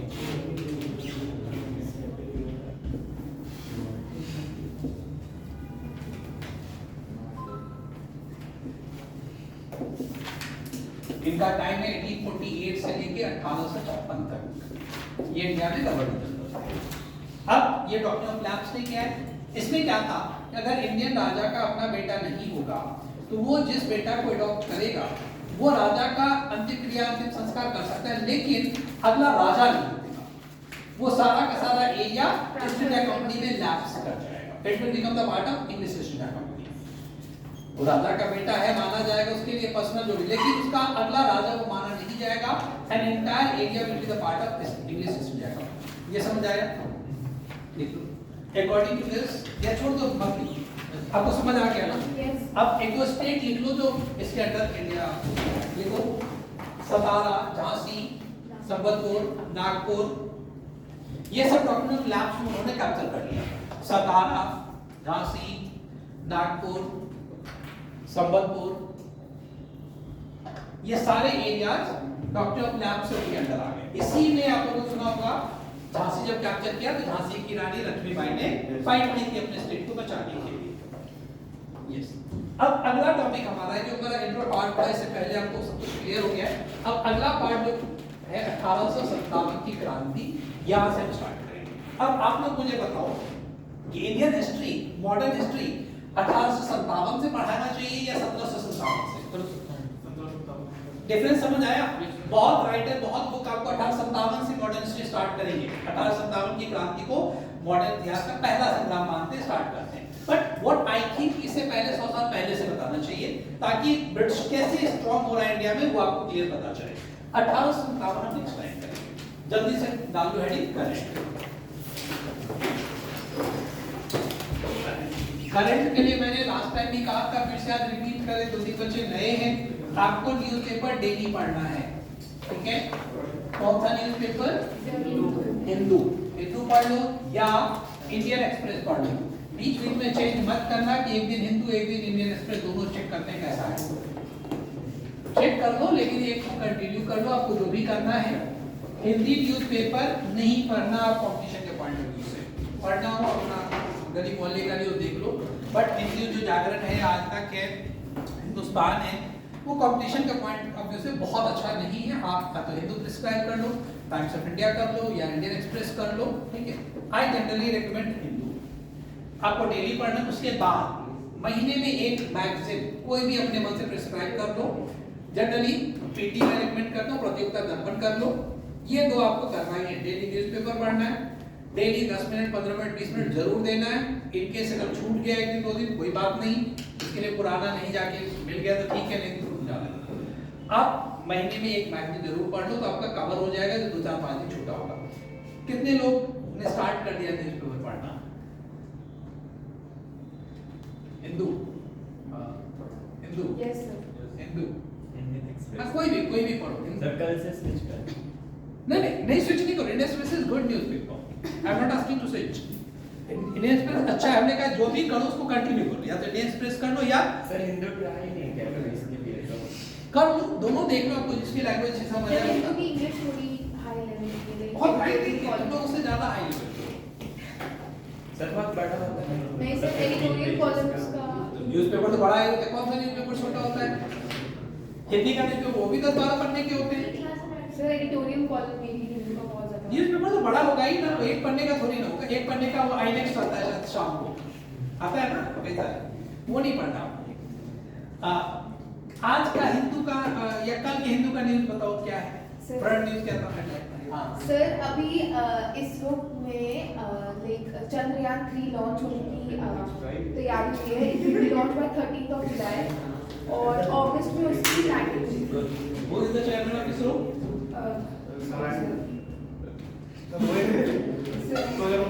Sir मैंने नहीं क्या? 2019 में वो जो रोहित था मिशन फेल हुआ। ये थर्ड ल्यूनर मिशन है, तीसरा चंद्रयान मिशन है ये। 19 में ऑलरेडी हुआ था, पार्शियली वो फेल हो गया था, जिसका प्रज्ञा रोवर था वो लैंड नहीं कर पाया था, क्रैश कर गया था। चेयरमैन नहीं था उसमें। सर थे वो भूल गई। तो यही देखो, जब आपने रीड किया तो आपके नोट्स में आ जाना चाहिए था इसरो चेयरमैन इज दिस, ठीक है? चलो एंड सर आपने उधर नरेंद्र मोदी जी की जो जर्नी थी वो डिस्कस की थी, तो उसमें इजिप्ट पे आए थे आप। हाँ, इजिप्ट हाँ, में तो बताया इजिप्ट का भी था, तो इजिप्ट ने उनको भी बहुत बड़ा prize order of the knight. Order of the knight, ये इजिप्ट का सबसे बड़ा सम्मान है, राष्ट्रीय सम्मान है, which was offered to Narendra Modi. अभी वहां पे एक मस्जिद में गए थे, यस सर। मोदी जी का मस्जिद जाना बहुत बड़ा न्यूज़ होता है, नहीं? सर उसमें एक और चीज थी, एक चीज अपने देश में नहीं जाते मस्जिद में, पता है लोगों को? यस सर, उसमें एक और चीज थी अपने देश की मस्जिद में नहीं जाते।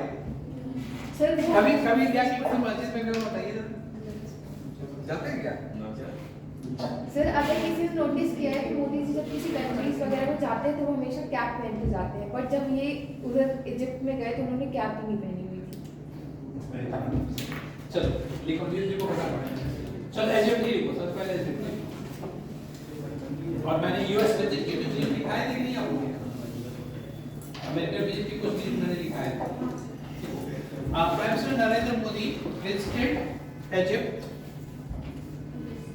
अमेरिका से डायरेक्ट इजिप्ट ही गए थे, मिस्र गए थे। PM Narendra Modi visited Egypt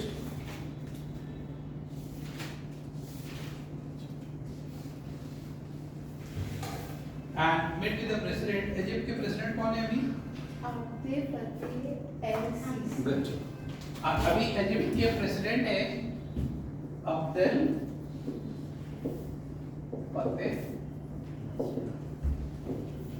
L-CC.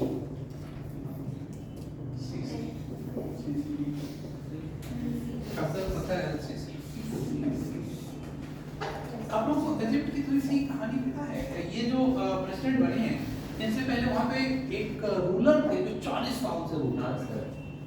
क्या नाम? Hosni Mubarak. Hosni Mubarak. और उनके खिलाफ वहाँ के लोगों ने रिवोल्ट किया। हाँ, जैस्मिन रिवॉल्यूशन। उसके बाद इनको हटाया गया, हटाने के बाद अब्दुल फतेह एल-सीसी बने हैं। अब जबकि रिवोल्ट हुआ था, लोगों का रिवोल्ट था डेमोक्रेसी लाने के लिए, ठीक है? और डेमोक्रेसी आई, लेकिन इनको भी बहुत ही स्ट्रिक्ट रूलर माना जाता है अगेंस्ट इंडिपेंडेंस ऑफ फ्रीडम या स्पीच, फ्रीडम ऑफ स्पीच, इस सब के खिलाफ माना जाता है, इसलिए भी माना जाता है अब्दुल फतेह एल-सीसी। इनके बारे में एक और न्यूज़ लिख लो। He was the chief guest of republic. इस बार इंडिया का रिपब्लिक डे हुआ था 26 जनवरी को, उसमें ये चीफ गेस्ट थे। ही was the chief guest of Republic day of India in 2023। 23 में जो रिपब्लिक डे हमारा कब होता है? रिपब्लिक डे 15 अगस्त को, 26 जनवरी को।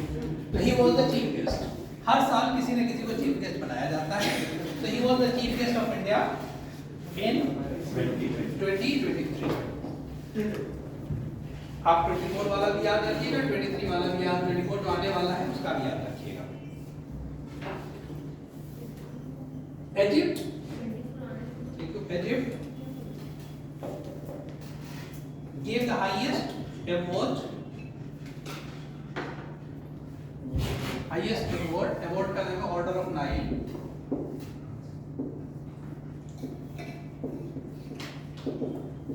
9 to Narendra Modi. Order of 9. 9 क्यों? highest taxation. 9 क्यों? 9 रिवर है, नदी है ना? इजिप्ट में है क्या? Yes, sir. हाँ, इजिप्ट में है. Order of 9 to Narendra Modi. He visited Al Hakim Mosque. ये एक बहुत पुराना मॉस्क है, वहाँ पे 1000 साल पुराना है. Al Hakim Mosque in Egypt. और बस एक गलती अगर बोली जाए तो न्यूज़ जरूर लिख लीजिएगा, याद रखिए.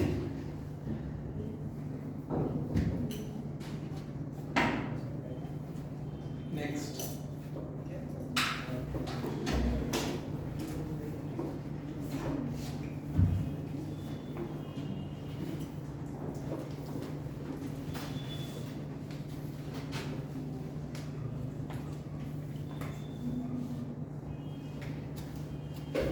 अच्छा, तो ये चीफ गेस्ट वाला लिखे तो यहीं पे लिख लीजिए. अभी एक कंट्री का इंडिपेंडेंस डे सेलिब्रेशन होने वाला है, उसने मोदी जी को चीफ गेस्ट बनाया है.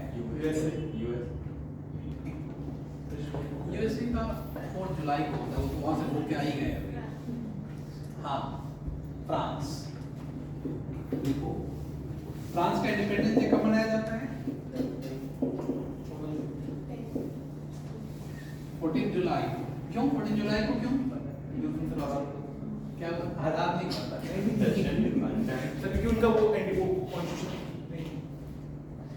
14 जुलाई को फ्रांस की क्रांति स्टार्ट हुई थी. 14 जुलाई 1789 में. आप लोगों ने सुना है, हम लोग सीबीएसई पढ़ते हुए नहीं पढ़े. 9 सीबीएसई का टॉपिक जो फ्रेंच रेवोल्यूशन से पहले ही पेज पे यही बना हुआ है, जेल बना हुआ है जिस पे लोग अटैक कर रहे हैं. And the date is 14 July. Storming of Bastille is the title. Bastille jail है, जिसको बेसाइल डे भी कहते हैं. On 14 July 1789, French Revolution started.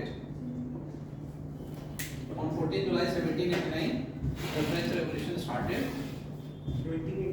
1789, 1789. On 14 July 1789, French Revolution started. So 14 July is celebrated as Independence Day in France. 14 July is celebrated as Independence Day in France.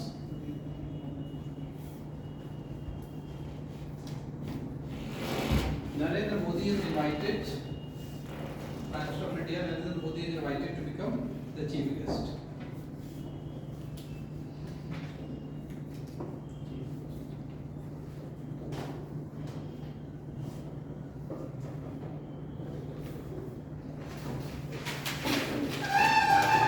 Next. अभी एक scheme बहुत ही controversy चल रही है. एक स्कीम का नाम है, आप लोगों ने नाम सुना इस स्कीम का? अन्न भाग्य. अन्न भाग्य स्कीम, इसे सुना है? इसमें है कि हर फैमिली को 10 किलो अनाज दिया जाएगा फ्री में. अनाज तो चावल की मेन बात है. 10 किलो चावल दिया. किस स्टेट की बात है? ये बात है कर्नाटक की. ठीक है. और ये कांग्रेस पार्टी ने अपने पोल प्रॉमिस भी किया था. चुनाव हुआ ना कर्नाटक में, वो भी कहते चीफ मिनिस्टर. चीफ मिनिस्टर कौन बना अभी? डीके शिव कुमार, के सिद्धरामैया. ठीक है. तो उन्होंने, कांग्रेस ने अपने चुनाव कैंपेन में प्रॉमिस किया था कि अगर हमारी सरकार आएगी, आजकल सारी पार्टियां फ्री में चीजें बांटने के लिए प्रॉमिस करती है, तो हम हर घर को 10 किलो चावल देंगे फ्री में. अन्न भाग्य स्कीम. अब प्रॉब्लम ये आ रही है कि सरकार तो बन गई, कांग्रेस की सरकार बनी. अब केंद्र में जो सरकार बैठी है भाजपा की, वो कह रही है हम तुमको चावल देंगे नहीं. अब उनके पास चावल नहीं है देने के लिए, तो अब वो जुगाड़ में लगे. इस स्टेट से मांग रहे हर जगह. छत्तीसगढ़ वालों ने मना कर दिया है. पंजाब वाले तैयार हुए कि चावल हमारे पास है, तुम ले लो. ठीक है. तो अभी इस स्कीम को पोस्टपोन किया जा रहा है. जब तक चावल नहीं आ रहा है तब तक आ गया कि हम 10 किलो का पैसा आपको दे रहे हैं. अन्न भाग्य स्कीम इज ऑफ कर्नाटक. अन्न भाग्य scheme launched in Karnataka to provide 10 kg rice to each family per month. हर महीने है, ऐसा नहीं एक बार 10 किलो चावल देके छुट्टी कर दे. हर महीने 10. Excuse me, sir. So मुझे जाना है. बेटा हम वाइंड अप कर रहे हैं. You can leave. हो गया? 10 kilo 80 guys to each family per month. Next जल्दी से लिख लो, लास्ट एक दो मिनट लिख लो जल्दी से।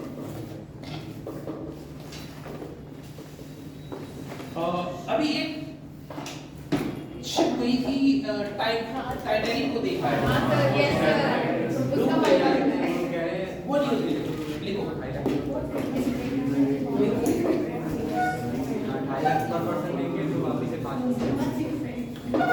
क्या नाम था उस शिप का?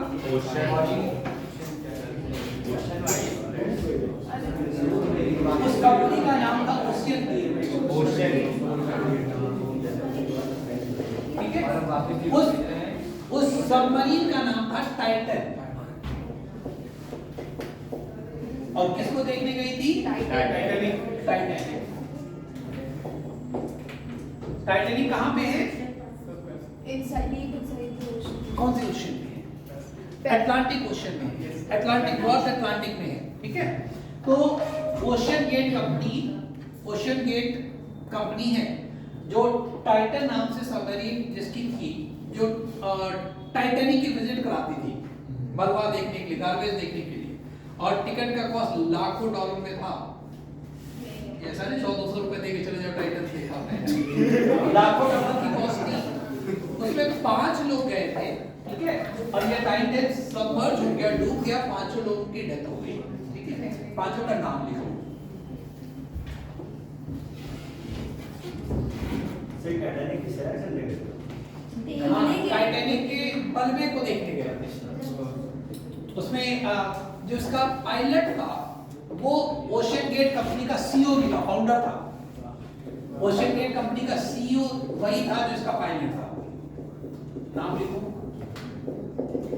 इसको ड्राइव वही कर रहा था, उसका नाम लिखो स्टॉकटन रश।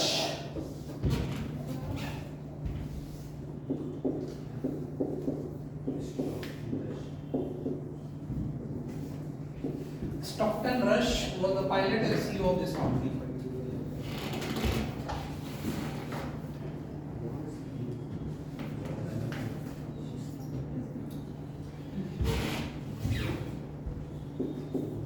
अगला नाम लिखो,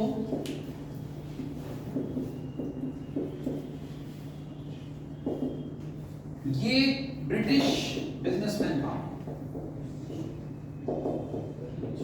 ब्रिटेन का था ये बिजनेसमैन। और ब्रैकेट में लिख लेना, ये बहुत बड़ा बिजनेसमैन था ब्रिटिश का, ब्रिटेन का, जिनकी डेथ हुई है।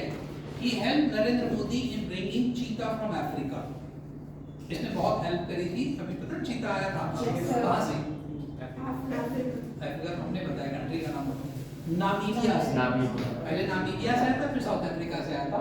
उसके रिलोकेशन में this businessman helped a lot. He was an environmentalist actually, having a lot of interest in environment. उसमें 2 पाकिस्तानी बिजनेसमैन, ठीक है, फादर और उनका बेटा भी गया था साथ में। उस दिन फादर डे भी था शायद, बेटा अपने फादर के साथ गया था to celebrate Father's Day in ocean. वो दोनों फादर सन का नाम लिख लो, शहजादा दाऊद, शहजादा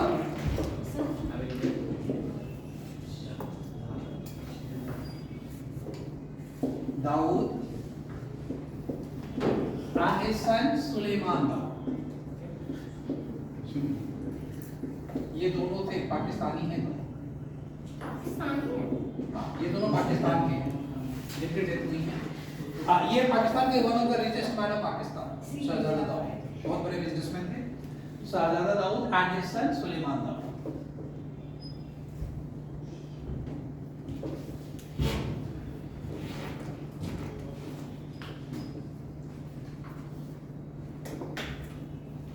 और 5वें थे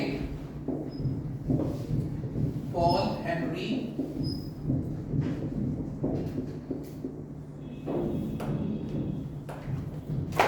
ये 5 लोग थे उस सबमरीन में। सबमरीन का नाम था टाइटैनिक गार्बेज देखने गए थे। कंपनी का नाम था OceanGate and the pilot who was driving it was Stockton. Sir NAGA इसका last RLO NO NALO LOT. Next.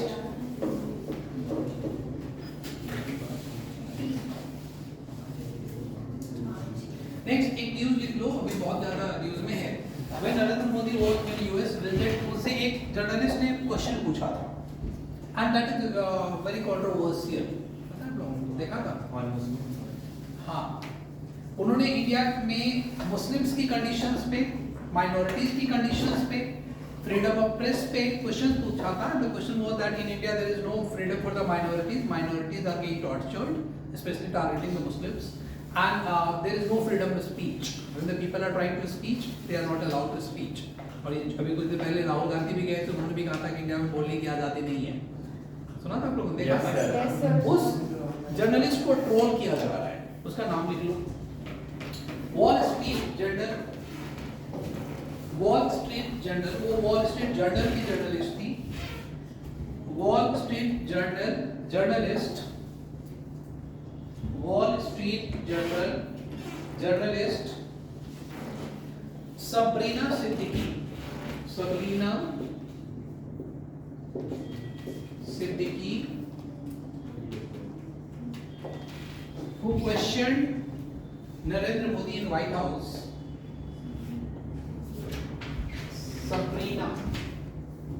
Sabrina Siddiqui, who questioned Narendra Modi in White House on India's minorities conditions and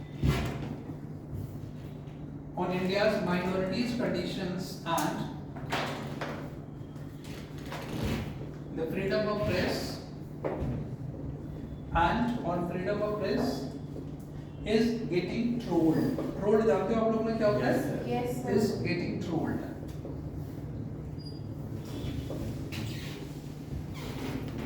और ये white house के बहुत close पत्रकार माना जाता है इसको, सबरीना सिद्दीकी को। इतना क्लोज है, अभी आप लोगों ने सुना होगा कुछ महीने पहले जो बाइडेन अचानक यूक्रेन विजिट पे गए थे बिना किसी को बताए। सुना, देखा था? अमेरिका के जो प्रेसिडेंट है वो ज़ेलेंस्की से मिले यूक्रेन गए थे, 2-3 महीने पहले की न्यूज़ है, बिना किसी को बताए। उसमें अपने साथ वो सिर्फ इसी पत्रकार को लेके गए। ये व्हाइट हाउस के पत्रकार हैं। नेक्स्ट, लास्ट न्यूज देख लो। मणिपुर का न्यूज मैंने लास्ट टाइम में दिखाया था। मणिपुर की कैपिटल कहाँ है? इंफाल। लिख लो, Manipur capital Imphal. Digit turmoil due to the rights between Kuki and Meiteis. वहाँ पे 2 ट्राइब है, कुकीज, हाँ लिखाया था, इसमें नहीं लिखा है, कैसे लिख लो? कुकी और मैटीज वहाँ के 2 ट्राइब है, दोनों में लड़ाई चल रही है। Digit rights between Kukis and Meiteis। यहाँ पे चीफ मिनिस्टर का नाम लिखो, N Biren Singh. N Biren Singh is the chief minister. Kuki और मैटीज की लड़ाई चल रही है। एन बीरेन सिंह बीजेपी के हैं, दूसरी बार चीफ मिनिस्टर बने हैं। N Biren Singh is the chief minister. Governor का भी नाम लिखो, governor is also in news. Governor का नाम लिखो, गवर्नर इज अनुसुईया उइके। अनुसुईया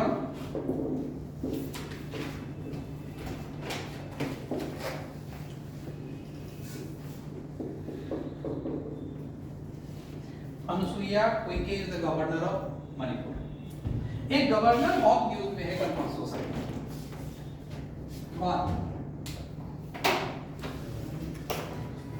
कौन है गवर्नर? उन्होंने क्या किया, अचानक से एक मिनिस्टर को सस्पेंड कर दिया, बर्खास्त कर दिया। जनरली जो भी मिनिस्टर्स बनते हैं, अभी हम स्टार्टिंग में भी डिस्कस किए थे, कोई मिनिस्टर जब बनेगा तो मिनिस्टर्स बनाता कौन है? प्रेसिडेंट बना, किसके कहने से? प्राइम मिनिस्टर के, सेंट्रल प्राइम मिनिस्टर के कहने से। वैसे स्टेट में the ministers will be appointed by governor on the recommendation of chief minister. The ministers can be removed by the governor on the recommendations of chief minister. उस state में governor ने अपने आप एक मंत्री को बर्खास्त कर दिया। घंटे 2 घंटे बाद उसको लगा यार बड़ी गलती हो गई, उसको फिर से रिवोक भी कर लिया। लिखो Tamil Nadu. Tamil Nadu governor R N Ravi, Tamil Nadu governor RN Ravi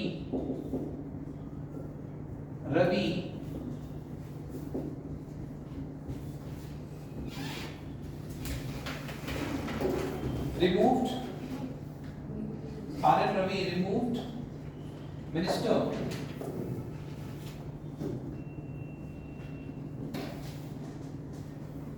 V Senthil Balaji. V Senthil Balaji उस मिनिस्टर का नाम है V Senthil Balaji। ये वहां पे इलेक्ट्रिसिटी मिनिस्टर थे, कुछ दिन पहले ईडी ने इनको अरेस्ट किया था, ये ईडी के कस्टडी में है अभी। Tamil Nadu governor RN Ravi dismissed. Minister